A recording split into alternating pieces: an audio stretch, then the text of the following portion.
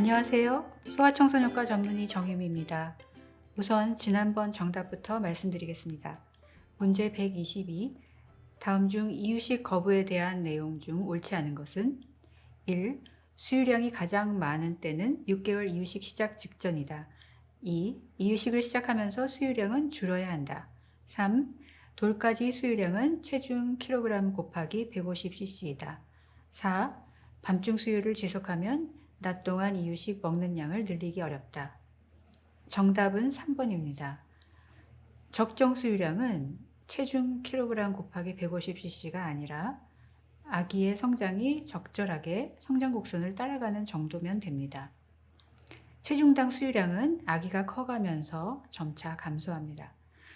오늘은 젖짜서 먹이기에 대해서 알아보겠습니다. 결론은 젖 함부로 짜서 먹이지 말아야 한다입니다. 한 번만 짜서 먹여보겠다고요? 그거 고생으로 가는 지름길입니다. 유축기는 출산 준비물이 아니라 오히려 방해물입니다. 인터넷 쇼핑몰이나 블로그에 출산 준비물로 소개되고 있지만 미수가 엄마가 아니면 유축기는 준비할 필요가 없습니다. 아기 젖 먹이는 것만은 엄마가 직접 하세요. 최근에 모유를 짜서 먹이는 엄마들이 부쩍 늘었습니다. 특히 산후조리원에서 아기에게 젖을 직접 물리지 않고 짜서 신생아실에 갖다 주면 우유병으로 먹이는 경우를 흔히 봅니다. 하지만 젖은 아기가 미수가 중환자실에 입원해서 직접 젖을 먹일 수 없는 경우가 아니라면 반드시 직접 수유가 원칙이며 그렇게 먹여야 우유의 장점을 죄다 가질 수 있습니다. 직접 수유로 먹는 젖과 짜서 냉장, 냉동 보관했다가 먹이는 젖이 100% 같을 수는 없습니다.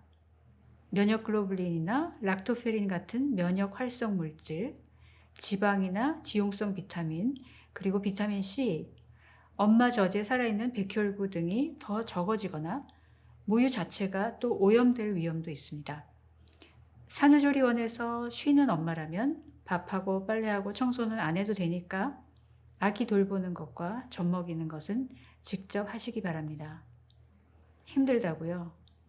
그럼 다른 것은 다 맡기더라도 아기 젖 먹이는 것만은 반드시 엄마가 직접 하셔야 합니다.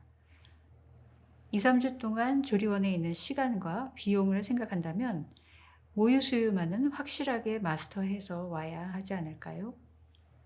낮에 활동하고 밤에 자던 것은 잠시 접어두고 당분간 아기가 깰 때 먹이고 아기가 잘 때 같이 자면 직접 수유도 할 만합니다.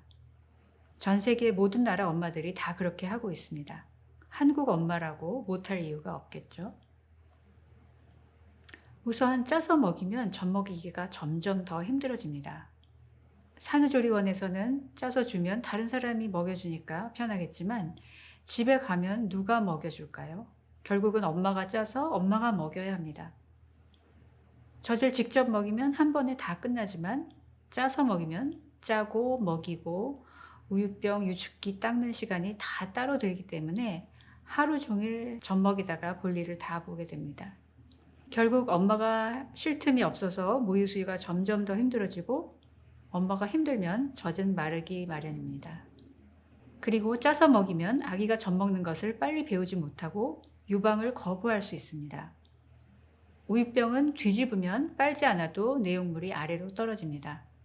낮에 엄마 젖을 빨아먹던 아기가 밤에 갑자기 빨리 나오는 우유병을 빨아보면 다음날 엄마 젖이 그보다 잘 안 나와서 보채고 심하면 거부하기도 합니다. 아기를 괜히 혼동시키지 말고 엄마 젖에 익숙하게 하려면 의학적인 이유 없이 짜서 먹이지 말아야 합니다. 그리고 짜서 먹이면 젖량이 점점 줄어듭니다. 건강한 만사가는 24시간 모자 동시를 하고 수유 자세와 젖 물림을 정확히 해서 하루에 10번 정도 양쪽 젖을 모두 충분히 먹이면 분만하고 나서 수일 내에 젖을 잘 빨아 먹을 수 있습니다. 그런데 짜서 먹이기 시작하면 하루 10번씩 아기가 빨 때만큼 효과적으로 젖을 비울 수가 없어서 젖량이 줄고 젖이 줄면 점점 더 아기가 엄마 젖을 거부하게 됩니다. 그런데 반대로 짜서 먹이면 젖량이 너무 늘어날 수도 있습니다. 산후 하루 이틀은 전량이 아주 적다가 3, 4일째부터 전량이 확 늘어나다가 10일 정도가 되면 아기에게 젖양이 맞춰지는 시기가 옵니다. 그런데 3, 4일째 우열 때문에 유축을 시작했다가 조리원에 있는 2, 3주 내내 계속 젖을 짜는 엄마들이 꽤 많이 있습니다.